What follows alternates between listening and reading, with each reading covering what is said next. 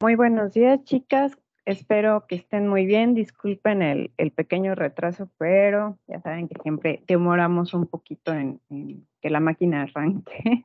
Entonces, vamos a continuar. El día de hoy empezamos justamente la unidad 2. La unidad 1 fue un poquito lo que revisamos la sesión pasada, este breve repaso. La unidad 2 es básicamente en qué consiste la base, ¿no? Las bases de la terapia nutricional, lo cual forzosamente muchas veces nos lleva a hablar de condiciones pues un tanto extremas, pero también condiciones que en esencia han sido la base que nos ha traído al día de hoy, ¿no? A la actualidad. Entonces, dentro de las bases de la terapia nutricional, podemos encontrar el tema de la respuesta a la agresión, la respuesta a la lesión, al ayuno, a la inanición. Menciono qué es lo que nos ha traído a la actualidad porque principalmente gracias a esas respuestas adaptativas pues el aparato digestivo se ha compuesto, ¿no? En esencia de todo su conjunto de órganos, estructuras, secreciones, funcionamiento, regulación, entre otros, pues para poder dar frente a esto. Necesariamente se tiene que hablar de estas bases. ¿Por qué? Porque en situaciones extremas el organismo funciona de otra manera. Entonces, ahorita lo vamos a hablar de una forma un tanto general, pero también hablando un poco ya específicamente de lo que pasa en el metabolismo. También otro componente otro concepto, perdón, que vamos a escuchar aquí es el término alostasis, que a lo mejor lo han estado escuchando en alguna revisión bibliográfica que han tenido o en algún tema, pero de repente como que no lo vinculamos, ¿no? Entonces puede pasar mucho tiempo y no hacemos clic con esta parte. Entonces es básicamente lo que veremos el día de hoy, veremos qué tanto logramos avanzar y pues nada más recordando un poquito lo que veíamos la sesión pasada, era esta revisión de las patologías más comunes y los síntomas principales del aparato digestivo, ¿no? Entonces, permítanme un segundito. Ahorita me pueden nada más como confirmar si se ve y qué tal se ve.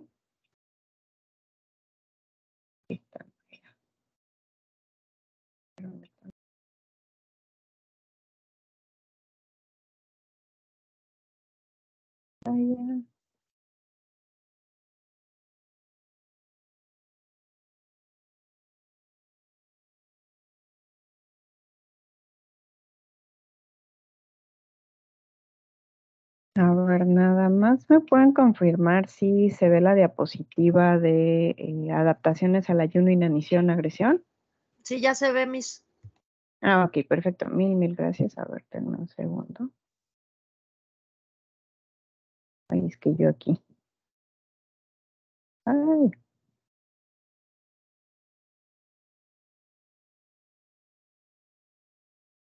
Ok, entonces comenzamos con este tema que es adaptaciones al ayuno, inanición, agresión principalmente. Entonces, a manera de introducción, antes de comenzar, ¿me pueden confirmar si la diapositiva es nítida? ¿Se ve en el tamaño adecuado? Ahorita no, está en pantalla así como del tamaño del celular y está en negro. Ay, ok, a ver.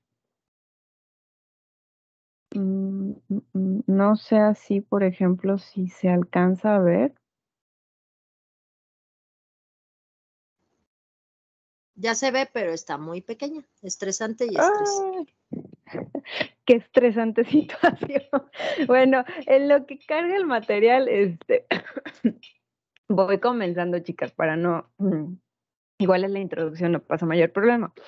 Entonces, primeramente, ahorita les voy a comentar el contenido de la diapositiva y lo vamos desmenuzando un poquito más. Entonces, la diapositiva básicamente está compuesta por lo que es la respuesta a la agresión, Y justamente es mencionar estresante y estrés, ¿no? ¿A qué nos referimos? También plantea la pregunta ¿qué comprendemos por alostasis? Que es el término perdón, por homeostasis y alostasis, ¿no? ¿Qué quiere decir este término? También bajo qué situaciones resulta la alostasis, los tipos de carga alostática y pues cuál es el arsenal de respuestas con el que cuenta el biosistema. Suena como muy rimbombante toda esta parte, entonces ahorita no se preocupen, es justo el irlo desmenuzando. Entonces, a grandes rasgos, un estresante es cualquier evento, absolutamente cualquier evento que representa una amenaza a lo que es el funcionamiento homeostático, ¿no? Entonces, aquí nosotros recordemos que la homeostasis es esa labor continua del organismo por llevar a cabo sus funciones de manera ordenada y de manera armoniosa.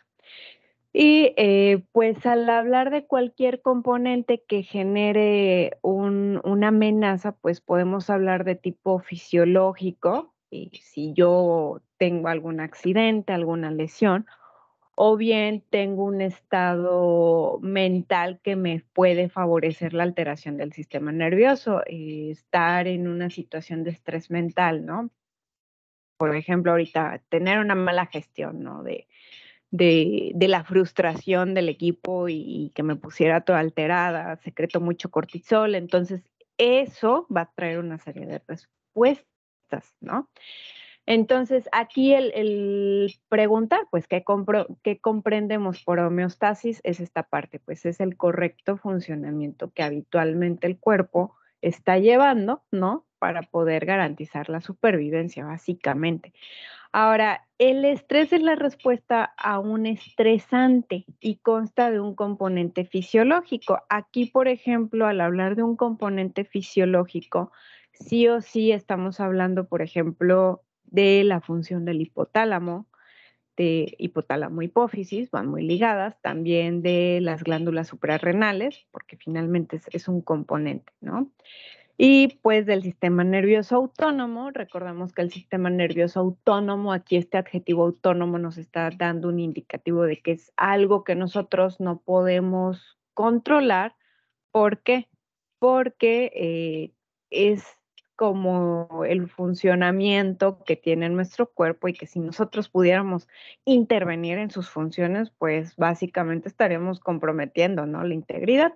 Entonces, la homeostasis es esta resistencia fisiológica al cambio y la alostasis es justamente nuestros sistemas, todos los que tenemos, digestivo, endocrino, urinario, reproductivo, todos, que actúan de forma conjunta para poder ejecutar, ¿no? Y alcanzar una estabilidad a este cambio y por medio del cambio.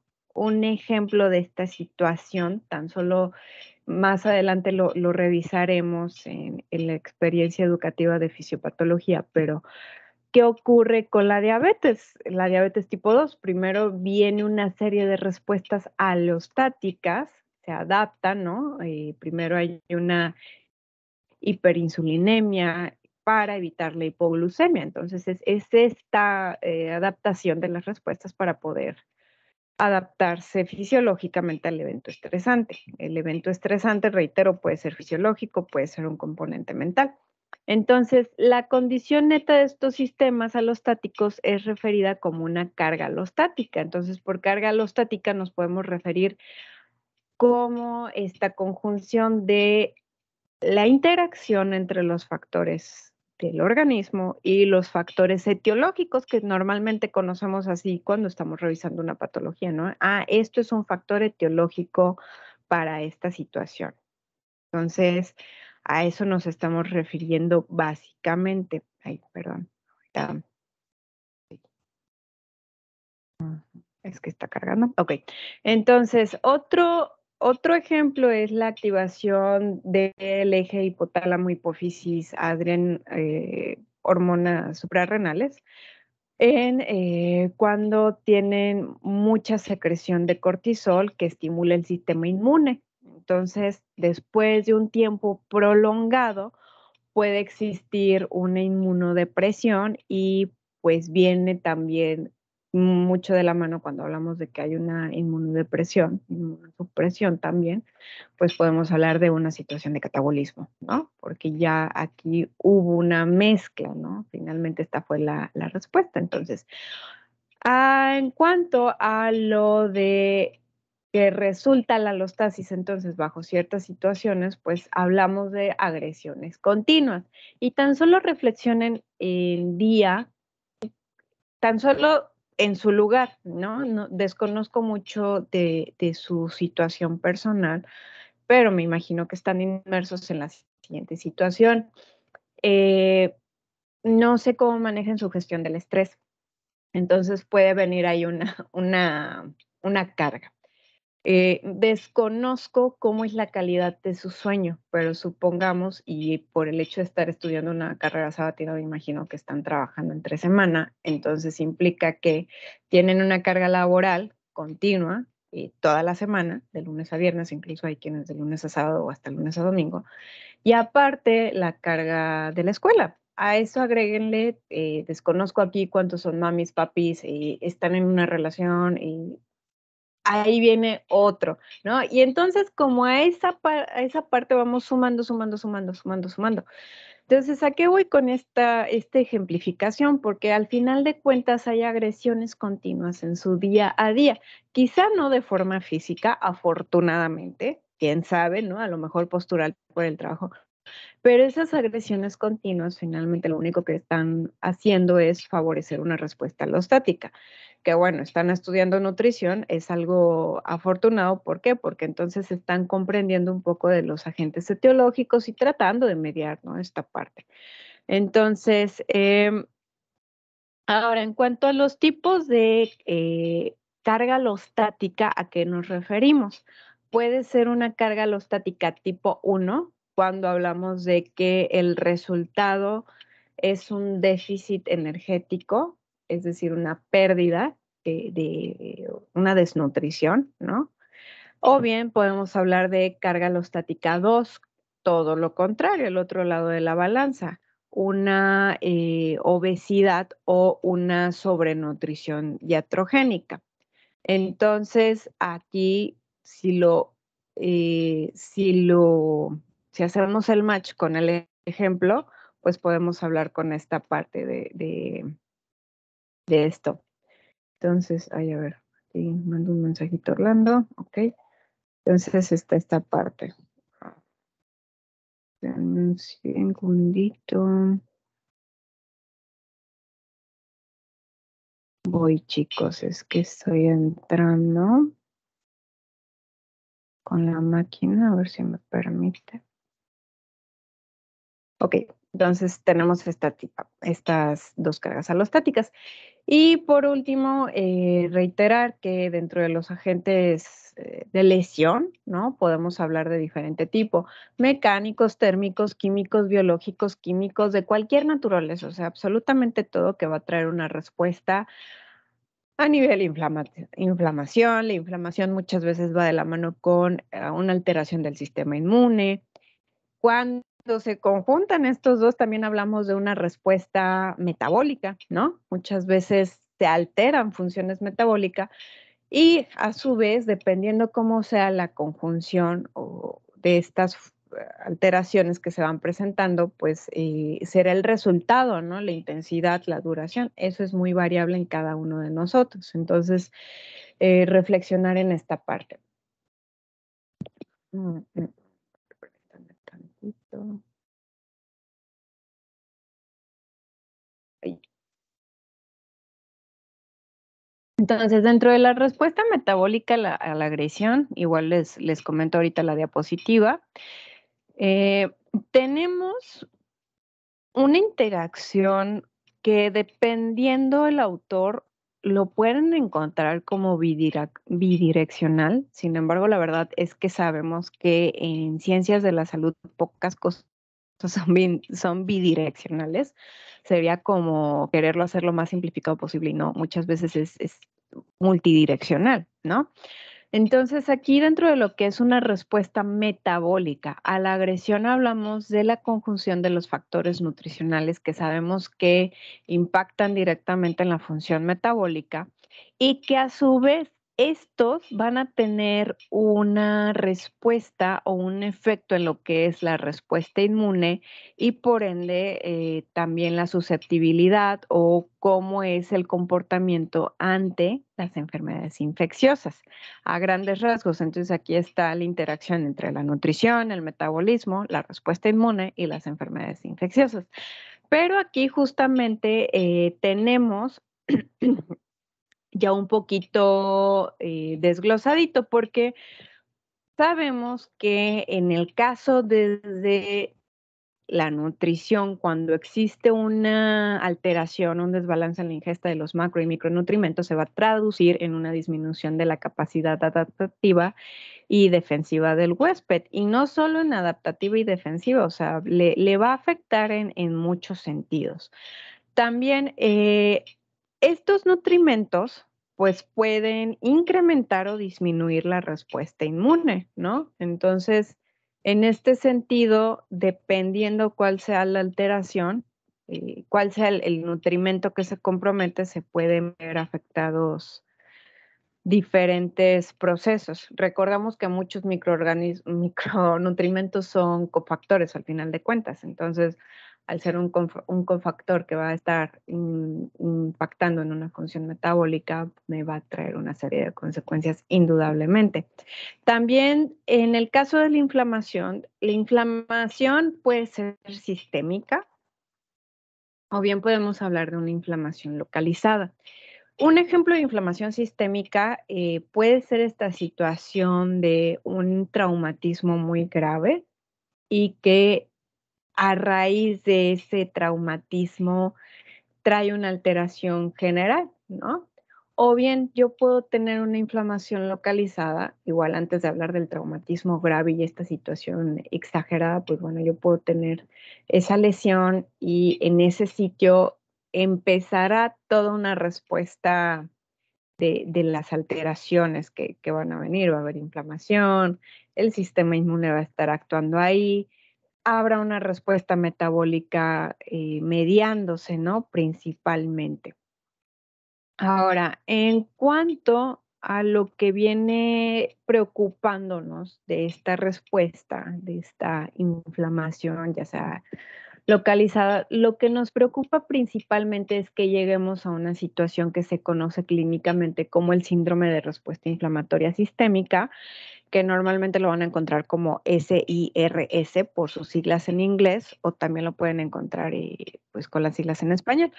Pero aquí hay una reacción proinflamatoria de características anormales. Entonces, ay, perdón, a ver, permítanme. Después de 1000 años está reaccionando la máquina. Uy, uy, uy, uy.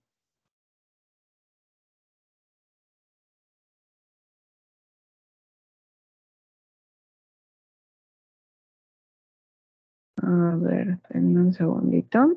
Voy a quitar tantito la diapositiva, chicas, para poder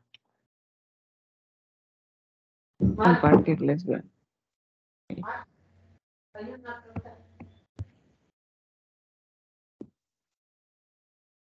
Oye, un segundito, nada más en lo que... Profesora, ¿Sí? Mi compañera Marlene, no puede entrar a la clase. Creo que le tiene que permitir usted, profesora. Ya, lo que pasa es que como estoy en el celular, no me había dado cuenta que está Hortensia, Marlene y creo que nada más. Entonces, una disculpa, chicas. Ahorita Sí, las estoy admitiendo. Muchas gracias. Y no, al contrario, ustedes. Y estoy cambiando de una vez la diapositiva en la lab. Entonces, permítanme.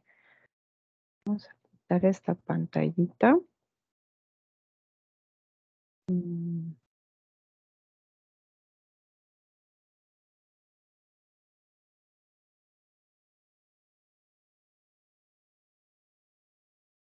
Entonces, permítanlo tantitito.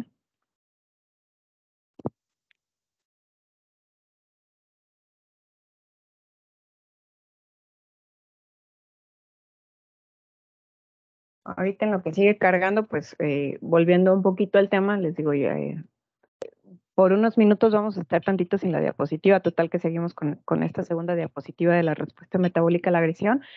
Entonces les comentaba de la interacción, ¿no? Nutrición, metabolismo, la respuesta inmune y la enfermedad infecciosa. Ahorita les estaba comentando que lo que nos preocupa es llegar a una reacción conocida como el síndrome de respuesta inflamatoria sistémica y que pues una vez que está este mecanismo puesto en marcha, pueden existir mecanismos compensatorios, obviamente existirán, pero la evolución, y refiriéndome a la evolución por la evolución de que se resolvió, o bien hubo un síndrome de disfunción, fracaso multiorgánico o la muerte, dependerá principalmente entre el equilibrio de este síndrome de inflamación, de este síndrome de respuesta inflamatoria sistémica, también el síndrome de la respuesta antiinflamatoria compensada, que lo pueden encontrar como CARS, y los mecanismos compensadores. Entonces ustedes en este sentido van a pensar invariablemente en quiénes, en aquellos pacientes que llegan en un estado grave, ¿no?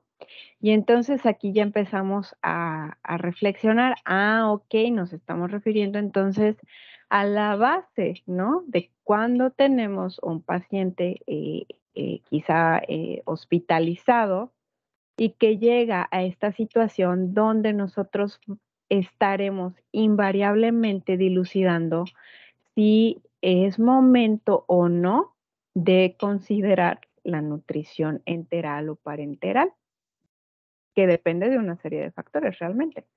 Entonces,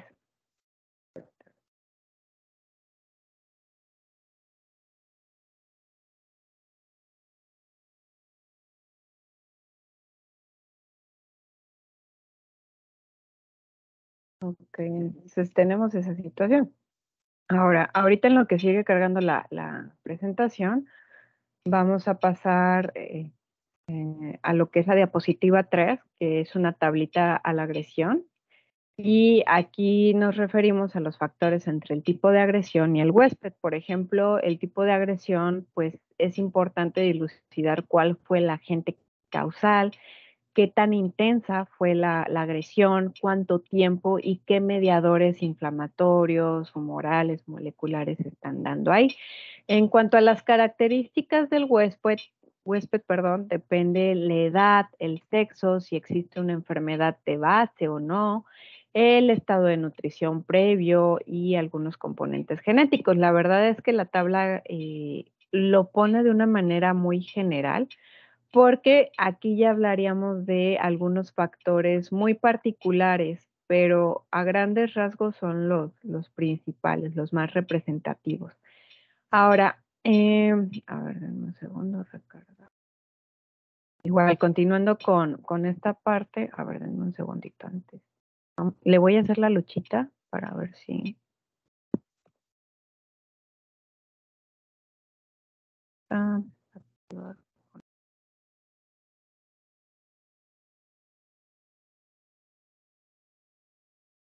Ok, en lo que sigue cargando aquí la señorita computadora. Entonces, podemos hablar de mediadores de la agresión que pueden ser específicos o inespecíficos. Aquí van a decir, ok, suena como muy general. Y es que sí, por ejemplo, todos hemos escuchado el término de las citocinas, ¿no? De hecho, las citocinas normalmente tienen muchas funciones, pero ante una agresión lo que van a hacer es excitar el centro hipotalámico principalmente. Entonces, al estimular el centro hipotalámico, principalmente lo que harán es aumentar la temperatura, van a inducir fiebre, ¿por qué? Porque van a estimular la prostaglandina E2. También van a favorecer que se sinteticen todo un arsenal de hormonas, pero principalmente lo que van a generar es un aumento de los glucocorticoides. Entonces, aquí pasa algo muy interesante porque los glucocorticoides se necesitan para que el hígado dé una respuesta de fase aguda. Por ahí recuerden un poquito con evaluación del estado de nutrición que podíamos hablar de las proteínas de fase aguda y las proteínas tanto positivas como negativas, ¿no? Proteínas de fase aguda positivas y negativas. Entonces aquí gracias a los glucocorticoides existe esta secreción de este tipo de proteínas. Sin embargo, esos glucocorticoides normalmente tienen una retroalimentación negativa y lo que generan es que inhiben el reclutamiento de neutrófilos, macrófagos, todos los factores inmunitarios al sitio de la inflamación. Entonces, ¿esto qué quiere decir? Mientras los glucocorticoides aumentan, la respuesta de neutrófilos, macrófagos disminuye. Entonces, aquí váyanlo como conjuntando. ¿En qué se va a traducir invariablemente? En pues una mejora lenta, ¿no? Un progreso muy, muy lento. Y todas estas respuestas finalmente se traducen en qué? En un aumento en el gasto energético, alteración en el metabolismo, sobre todo se van a destruir muchísimas proteínas estructurales, proteínas viscerales, proteínas del organismo que cumplen con una función principalmente. Entonces, aquí, a ver, creo que ya está funcionando. Nada más les muestro la primera diapositiva que era lo que revisábamos, este concepto de la introducción de respuesta a la agresión, dilucidando entre un estresante y cuál es la respuesta al estrés, que es la homeostasis, la alostasis, los tipos de carga alostática. La diapositiva 2, recuerdan que es esta parte de la interacción entre nutrición, metabolismo, la respuesta inmune y las enfermedades, como todo está conjunto. La diapositiva 3 es esta tablita sencilla que les digo a grandes rasgos los factores que están relacionados, pero obviamente hay más, ya les podríamos poner nombre y apellido tal cual. Esta diapositiva de los mediadores de la agresión que les mencionaba, tenemos mediadores específicos e inespecíficos y hablando del efecto de las citocinas, que es importante porque estimulan la secreción de los glucocorticoides, pero esos glucocorticoides tienen una retroalimentación negativa con lo que son respuestas del sistema inmune, ¿no? Entonces, esto ya nos lleva a la respuesta al estrés, la importancia que tiene. En sí, el término de respuesta al estrés es, ¿cómo decirlo? Pues es el querer definir la activación de una respuesta, de hecho, que en todos nosotros tenemos genéticamente programado y que probablemente ustedes en un futuro lo pueden encontrar como alarma o huida, el fight, flight, response. O, o le entramos o nos vamos corriendo, ¿no? Además vale que digan aquí corrió que aquí quedó. Entonces, esta respuesta al estrés, pues es resultante de una agresión corporal. Normalmente la respuesta es una activación del eje hipotálamo hipófisis adrenal que libera catecolaminas, el famoso cortisol y más hormonas del estrés. ¿Por qué? Porque, bueno, pues gracias a esta respuesta, lo que se logra es una movilización rápida de energía y desgraciadamente aquí viene a razón de la destrucción de proteínas, por ahí desempolven un poquito la parte del metabolismo, recuerden el ciclo de Cori, que ahorita lo vamos a mencionar qué aminoácido es importante, no vamos a recordar tal cual el ciclo, entre otros, pero el destruir estas proteínas da por resultado que se puede escapar o sobrevivir ante la amenaza corporal o psicológica. Entonces, los mecanismos alostáticos de adaptación pueden ser interpretados como cambios programados establecidos en respuesta a estresantes cognitivos y no cognitivos. Entonces, ya ahorita les va a hacer muchísimo sentido no ver la parte de la nutrición y de la dietoterapia pensando en estas situaciones clínicas de forma aislada, en yo, nutriólogo, aquí desde mi trinchera, sino como un todo y abrirse a la idea de un trabajo multidisciplinario, porque estamos viendo que dentro de las bases, ¿no? Lo cognitivo tiene una carga muy importante. De hecho, podemos tener, por ejemplo, en los estresantes cognitivos, lo que son aferencias corticales. Recuerden que una aferencia es como algo afecta, ¿no? En este sentido afecta al sitio cortical y de hecho es un reflejo de los estados emocionales. Aquí podemos tener estados emocionales que activen esta respuesta como el miedo, la depresión, la privación. Y los segundos, los estresantes no cognitivos, pues hablamos de mediadores de inflamación como las citocinas, el tejido a los órganos que genera un daño, ¿no? Entonces, tras una agresión de cualquier origen, empieza el proceso inflamatorio. Hay una serie de factores humorales, celulares, que lo que buscan es preservar la vida, ¿no? Reparar esa lesión. Y de hecho, pues la evolución de los pacientes depende de las características de las respuestas generales, es decir, humorales, celulares, que de la causa de la agresión inicial. Es decir, si yo voy manejando, tengo un choque muy grave, quizá termino con traumatismos por este choque, pues no depende tanto del choque, ¿no? Ah, mira, chocó con muy fuerte, ¿no? O sea, depende realmente de cómo sea la interacción de las respuestas dentro de mi organismo. Aquí lo vamos a revisar un poquito por encima en el sentido de revisar lo relevante y relacionado con la parte de la nutrición.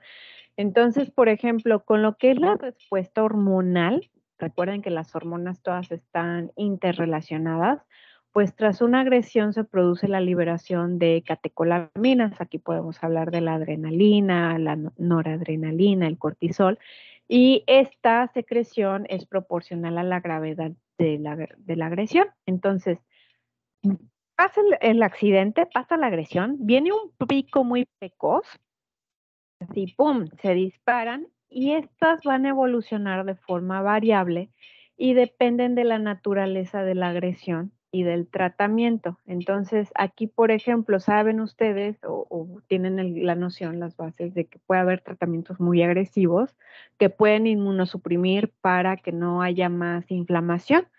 Esto es muy variable, pero era por ponerles un ejemplo. Ahora, volviendo a esta parte de la respuesta hormonal, fíjense que las que nos importa, por ejemplo, el glucagón, el cortisol, la vasopresina se liberan de forma más tardía y de hecho sus tasas plasmáticas se relacionan con la gravedad de la agresión. También los sustratos que están disponibles, el tratamiento y de hecho, tras la agresión, hay una supresión de la insulina. Entonces, de hecho, esta respuesta es muy usual, se suprime un tantito la insulina, pero también como resultado de la liberación de la noradrenalina, que les menciono, de manera inicial se libera como un pico, ¿no? De hecho, esto se conoce como una respuesta de fase aguda traumática o fase EBB, de beber. Entonces, normalmente al inicio no tiene como una relación con la glucemia, pero conforme pasa el tiempo, días, pues, horas, días, viene una resistencia a la insulina ¿por qué? Porque depende de las hormonas contrarreguladoras. Les estaba mencionando que el glucagón, cortisol también se secretan, entonces saben que estos son contrarreguladores de la insulina. Entonces, todos estos cambios se mantienen más o menos unos 7 días, dependiendo si hay una respuesta adecuada o no, se puede prolongar o no.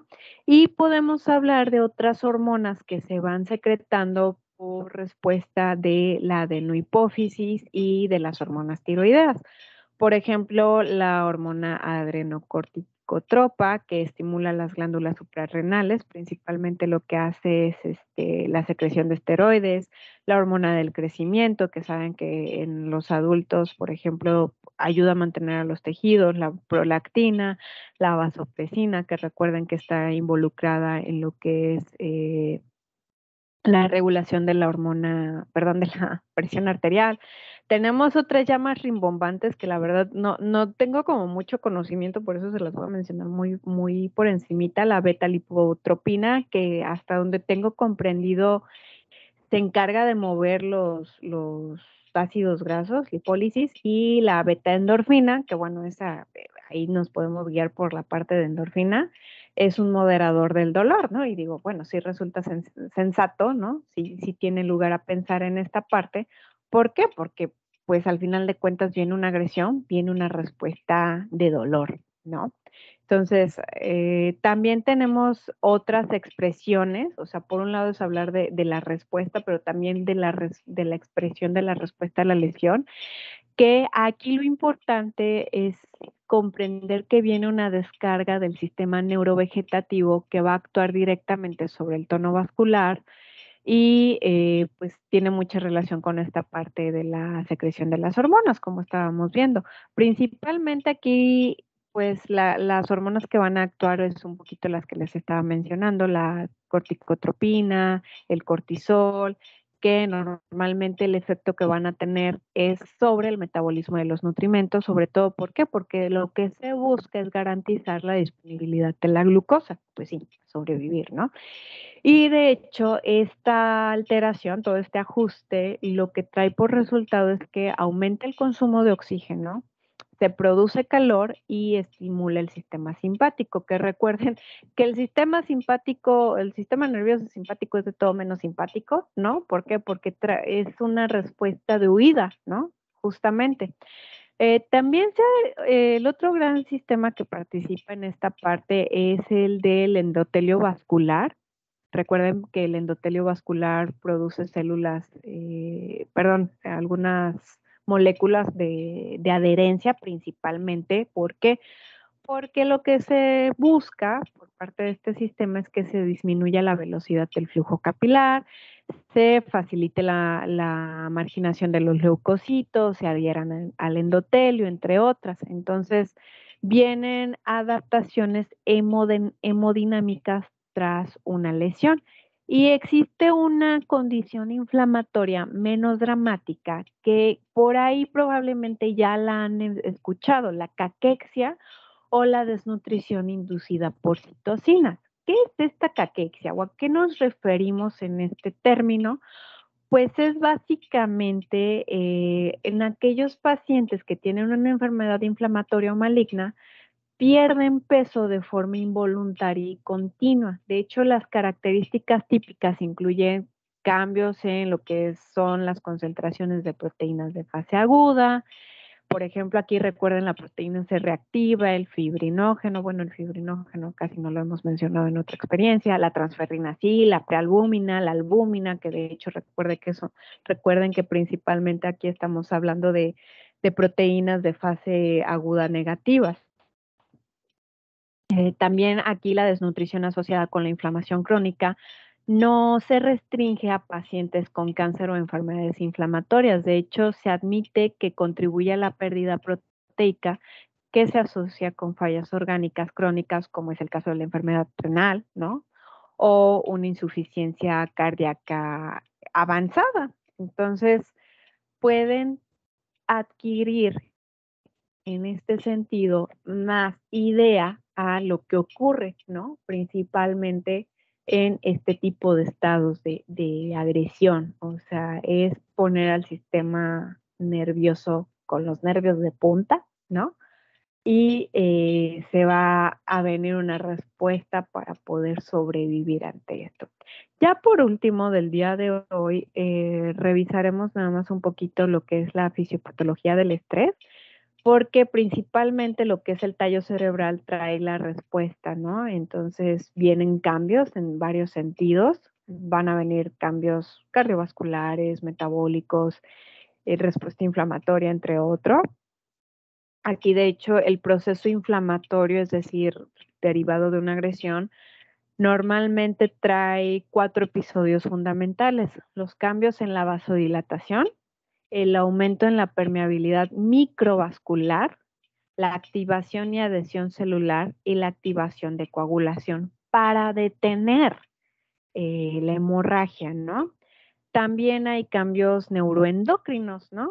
Y de hecho, si no se produce una segunda agresión que perpetúe el hipermetabolismo, pues no se aportan agentes adrenérgicos o dopaminérgicos que afecten el metabolismo mediante alteraciones en lo que es el aporte de los nutrimentos o que se activa ahí el eje hipotálamo hipófisis adrenal. El efecto normalmente se detiene, ¿no? O pausa a partir de 3-5 días y ya desaparece por completo a los 7-10 días. Entonces aquí hablamos de piensen en esos pacientes que quizá tuvieron un traumatismo, la respuesta está siendo favorecedora, va a tener una evolución más pronta.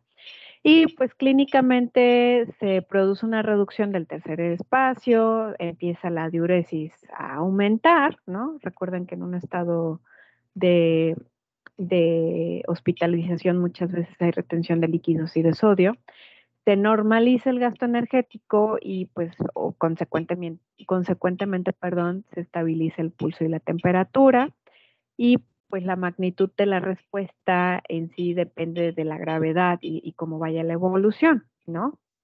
Entonces, aquí es lo principal que debemos de recordar. Antes de terminar por hoy, de hecho, nada más quiero como mencionar a grandes rasgos los cambios metabólicos de la respuesta a la agresión.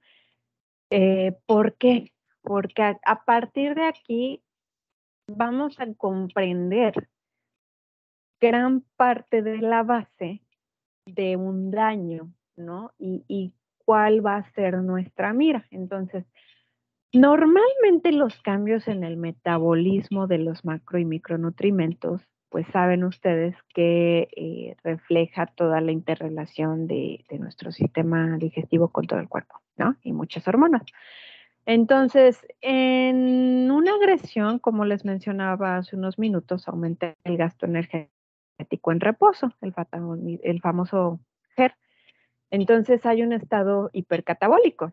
Como les mencionaba, hay un alto consumo de proteínas. Entonces, este consumo de proteínas se traduce en altas pérdidas de nitrógeno en orina, disminuye la masa magra, hay hiperglucemia, porque les mencionaba que la insulina sufre ahí una transformación, glucagón y cortisol también hacen de las suyas, y se retienen líquidos. Entonces, cuando el individuo se expone al ayuno y aparte tiene una agresión con daño, pues el músculo se convierte en fuente de glutamina y alanina, por eso les mencionaba el ciclo de Cori.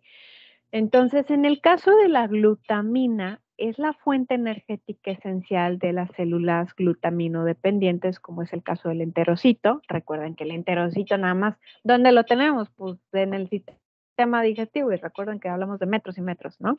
La célula tubular renal, que de hecho recuerden en el caso de las nefronas, con el daño en alguna parte de la nefrona, esa nefrona se compromete el funcionamiento y pues va a traer una consecuencia. Los fibroblastos, los macrófagos, los linfocitos, o sea, entonces ya se pueden dar idea de lo necesario que es la glutamina, ¿no? El sistema muscular finalmente es la fuente principal de aminoácidos en esta situación y que de hecho pues se va a utilizar para elaborar anticuerpos, de hecho sería como un autocanibalismo, ¿no? O que también aquí nos vamos a referir a la autofagia, entonces el cuerpo empieza a utilizar partes de sí. Y esto pues nos preocupa porque conduce obligatoriamente a la muerte por desnutrición aguda, a menos que la lesión ceda, o bien el tratamiento nutricio sea el adecuado. Entonces, a partir de un estado normal, chicas, chéquense ahí, tomen nota de esto, o sea, de un estado nutricio normal, toma 2 semanas progresar hacia una desnutrición importante por todo este catabolismo. Y en el caso de la desnutrición previa, si un paciente tiene una agresión y hay desnutrición previa, pues aquí estamos hablando de días y que es muy importante actuar, ¿no? Principalmente. Entonces, aquí nos quedamos en esta parte, no nos falta mucho. En la siguiente sesión estaremos mencionando un poquito esta continuaremos con esta parte y ya hablaremos de la respuesta fisiopatológica de la desnutrición, el ayuno, que de hecho son muy importantes, muy interesantes. Y pues nada más mencionarles entonces, les voy a solicitar que, bueno, les voy a sugerir en primer lugar, recuerden por ahí en evaluación del estado nutricional, para que les quede un poquito más vinculado en la evaluación del estado nutricional cuando hablábamos de marcadores bioquímicos, nada más remítanse a revisar las proteínas de fase aguda positiva y negativa, como para que lo tengan un poquito más ubicado, sobre todo las negativas, porque aquí hablamos de unas muy importantes que tienen una sensibilidad cortita y que nos permiten saber si está cediendo o no la inflamación. Denme un segundito. Les sugiero mucho eso. Y de tarea, chicas, son 2 actividades. La primera actividad es sencilla. Elaborarán una tabla, ya sea en Excel, que creo que es más fácil porque ya no tienen que hacer márgenes, ni tablitas, ni esta. En Word, en lo que ustedes prefieren, lo pueden hacer a mano, solo cuiden la calidad de la foto, donde estarán haciendo por el mismo orden del tubo digestivo, la patología y el síntoma principal. Los síntomas principales sean muy puntuales, por ejemplo, en el caso de la disfagia, pues síntomas principales, dolor al momento de pasar el alimento, ¿no? Que así lo pueden dejar, de verdad no hay problema en el caso de una esofagitis. Dolor retroesternal agudo, sensación de acidez, ¿no? Entonces sean muy puntuales en este sentido. Ese es uno. La otra actividad que van a tener, en el portal existe un artículo que habla de justamente la nutrición enteral precoz. No se preocupen, no es como que lo vayan a analizar así como expertas, ya le echaremos un vistazo rápido, sobre todo en la parte de los resultados, como para ser un poquito críticas. Sin embargo, denle una revisión un poquito más exhaustiva a lo que es la introducción, los antecedentes y también la parte de los resultados y la discusión.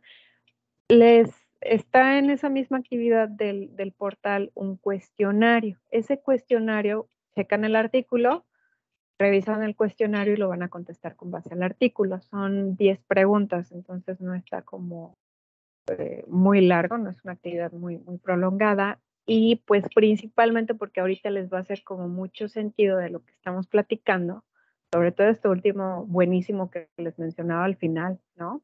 Que dependiendo del estado de nutrición podemos hablar de que progrese o no para una desnutrición. Y pues nada más, ambas se entregan el siguiente domingo. Ahorita ya las actividades les cambio la fecha de entrega, ya va a ser domingo porque sé que están trabajando. Y antes, chicas, una disculpa. Estaba revisando dentro de los criterios de evaluación de la asignatura. No tiene mucho sentido que les ponga 50% exámenes, 50% trabajos, porque la verdad es que la dietoterapia es un tema continuo, en continua evolución. Entonces, van a hacer un proyecto final de un manual de dietoterapia. Sin embargo, los lineamientos se los estaré especificando sin falta la siguiente semana, el sábado 30 o bien el sábado 7. Total que tenemos tiempo y es hacer un manualito sobre todo para que tenga utilidad para ustedes. Este manual tendrá un valor del 40%, las tareas, el valor del 40%, otro 40%, y en el caso del examen, solo vamos a tener un examen al final, que de hecho se va a basar en lo que es nutrición enteral parenteral. Ustedes van a contar con una guía de estudio, ese examen vale un 20%. Entonces, chicas, antes de dar por terminada la sesión, no sé si tengan alguna duda, si no ya nos estamos viendo en el otro link para fisiopatología.